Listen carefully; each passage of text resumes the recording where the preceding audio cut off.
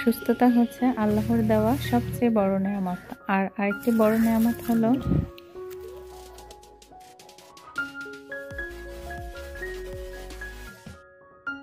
আসসালামু আলাইকুম। আমি Ayesha Siddika, Ayesha blog venture YouTube চ্যানেলে আপনাদের সবাইকে স্বাগত জানাই। কাছে এবং দূরে, দেশ এবং দেশের বাহিরে যে যেখান থেকে আমার আজকের ভিডিও দেখছেন, আশা করি আল্লাহর রহমতে সবাই ভালো আছেন, সুস্থ আছেন। আলহামদুলিল্লাহ, আমরাও ভালো আছি। শীতের সকালে ঘুম থেকে উঠে আমি কিছু সময়ের জন্য বারান্দায় দাঁড়িয়েছিলাম, তারপর কিন্তু এই যে একটু বাইরে এসেছি। তো আমার মেয়ে কিন্তু সকাল সকাল ঘুম থেকে উঠে আজকেও তাই করেছে। এই যে গাছগুলো আমি ভিডিও করেছি আপনাদের সঙ্গে শেয়ার করার জন্য।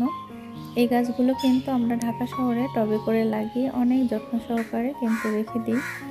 তারপরেও কিন্তু এত সুন্দর হয় না। আমরা কিন্তু ঢাকা শহরে দেখা যাচ্ছে ঘরের ভিতরে, বেলকনিতে কিংবা কিচেনে যে কোনো জায়গায় কিন্তু মানি প্লান্টের গাছগুলো রাখতে পছন্দ করি এবং সেগুলো কিন্তু আমরা ভালো করে টবে লাগিয়ে রাখি। তো যত্ন করতে হয়। এখানে কিন্তু অযত্নেও বেড়ে ওঠে গাছগুলো এত সুন্দরভাবে। গ্রামের বাড়িতে সকালে ঘুম থেকে ওঠার পর হাঁস, মুরগি, গরু, ছাগল এগুলোর ডাক শুনতে কিন্তু অনেক বেশি ভালো লাগে। আর বিশেষ করে পাখি, কাক এগুলো যখন ডাকে, তো আমি এই জন্য সাউন্ড রেখে দিয়েছি, মিউট করিনি, আপনাদের সঙ্গে একটু শেয়ার করব বলে। আর আমাদের বাড়িতে কিন্তু হাঁস, মুরগি, গরু, ছাগল কোনোটাই নেই। তো পাশের বাড়িতে গরু আছে, সেটা যে ডাকতেছে সেটা কিন্তু আমাদের বাড়ি থেকে শোনা যাচ্ছে। আমার যখন বিয়ে হয়নি, বাড়িতে ছিলাম, তখন কিন্তু আমাদের বাড়িতে বিভিন্ন রকমের কবুতর, পাখি এগুলো ছিল। আর ভাইয়েরা কিন্তু শখ করে সেগুলো পুষতো আর অনেক সুন্দর ছিল। টিয়া পাখি ছিল, সে কিন্তু গাছে গাছে ঘুরে বেড়াতো, পেয়ারা খেত, কামরাঙ্গা খেত। এক সময় কিন্তু পাখিগুলোকে আমরা ছেড়ে দিয়েছিলাম, আর ছেড়ে দেওয়ার পরেও কিন্তু আমাদের বাড়িতে বেশ কিছুদিন ছিল। এখন কিন্তু আর সেগুলো নেই, এখন শুধু বাড়িতে আছে কবুতর।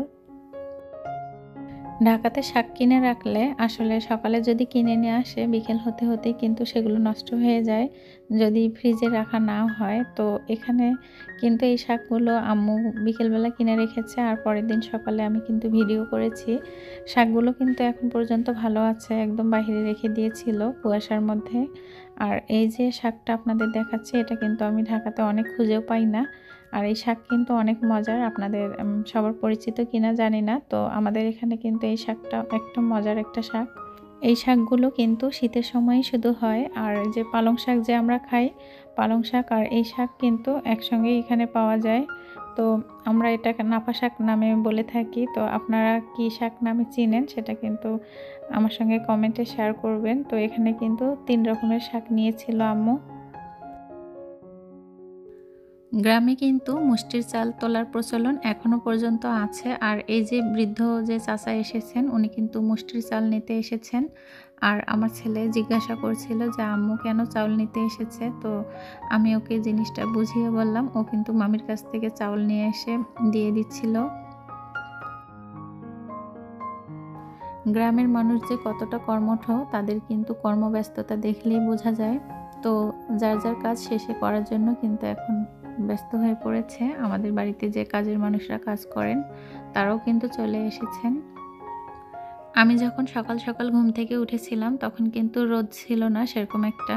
তো এখন কিন্তু সূর্য উঠেছে, তো রোদ দেখা দিয়েছে। আর আমার ছেলে মেয়ে যে রোদে বসে কিন্তু সকালের নাস্তা করার জন্য এসেছে। আজকে সকালের নাস্তাটা আমরা সিদ্ধ ডিম দিয়ে শুরু করেছিলাম। তো আমার মেয়ে কিন্তু মন খারাপ করে বসে আছে, কোনো রকমই ডিম সিদ্ধ খাবে না, সে কিন্তু চায়ের অপেক্ষা করছে।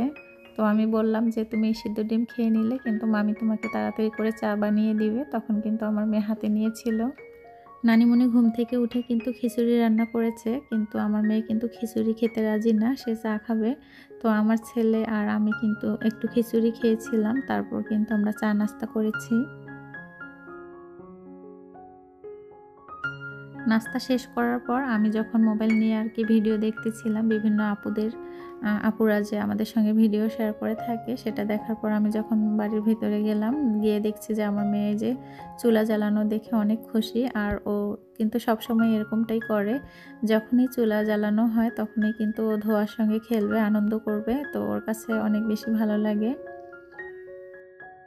সকালে এবং রাতে রান্না কিন্তু গ্যাসের চুলায় করলেও দুপুরের রান্নাটা কিন্তু এই যে মাটির চুলাতে যে করে, আমার কাছে কিন্তু মাটির চুলার রান্নাটা মনে হয় যে অনেক বেশি স্বাদ হয়। তো ঢাকাতে থাকলে তো আমরা গ্যাসের চুলায় রান্নাটা সবসময় খেয়ে থাকি, আর বাড়িতে আসার পর যখন মাটির চুলায় রান্না করে আমার কাছে মনে হয় এর স্বাদ কিন্তু দ্বিগুণ হয়। ভিডিওর মাঝখানে আপনাদের কাছে আমার ছোট্ট একটা রিকোয়েস্ট থাকবে, যারা ভিডিওটি দেখছেন তারা ভিডিওতে অবশ্যই একটা লাইক দিবেন। আপনাদের লাইক কমেন্টস কিন্তু আমাদের কাজে আগ্রহ আরও বাড়িয়ে দেয়। যারা আজকে প্রথম আমার ভিডিও দেখছেন এবং আমার চ্যানেলে নতুন ভিজিট করেছেন তারা চাইলে আমার চ্যানেলটি সাবস্ক্রাইব করে রাখতে পারেন। আর যারা অলরেডি কাজটি করেছেন তাদের জন্য অসংখ্য ভালোবাসা ও দোয়া রইল। সুস্থতা হচ্ছে আল্লাহর দেওয়া সবচেয়ে বড় নেয়ামত, আর আল্লাহর নেয়ামতগুলোর মধ্যে আমি মনে করি যে আপনজনের ভালোবাসাও কিন্তু আল্লাহর দেওয়া একটা সবচেয়ে বড় নেয়ামত। এই যে আমার ভাবিরা, আমার বোন, আমার ভাই সবাই কিন্তু আমাকে অনেক বেশি ভালোবাসে এবং আমার ছেলে মেয়েকেও কিন্তু অনেক বেশি ভালোবাসে। তাই মহান আল্লাহর কাছে আমার সবচেয়ে বড় চাওয়া হচ্ছে এই ভালোবাসার মানুষগুলোকে যেন আল্লাহ নেক হায়াত দান করেন। পৃথিবীতে অনেক রকমের মানুষ আছে যারা অন্যের ভালো দেখতে পারেন না, কিংবা কেউ যদি ভালোবাসে সে ভালোবাসাটাও কিন্তু সহ্য করতে পারেন না, হিংসা অহংকার। তো সে সকল মানুষের কাছ থেকে যেন মহান আল্লাহ সবসময় আমাদের দূরে রাখেন, আল্লাহর কাছে আমি সেটাই চাই। বিকেলের নাস্তায় এখানে কিন্তু এরা নুডলস প্রতিযোগিতা করছে, কে কত বাটি খেতে পারবে এবং কত তাড়াতাড়ি খেতে পারবে। তো এখানে আমি দাঁড়িয়ে ভিডিও করতেছিলাম। ধৈর্য সহকারে যারা এতক্ষণ ধরে আমার ভিডিও দেখেছেন তাদের জন্য অসংখ্য ভালোবাসা ও দোয়া রইল। আজ এই পর্যন্তই। আসসালামু আলাইকুম। আল্লাহ হাফেজ।